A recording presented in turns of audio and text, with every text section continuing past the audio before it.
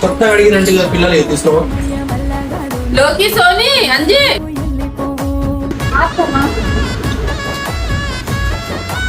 కొత్త రెసిపీ కావాలన్నగా చేసి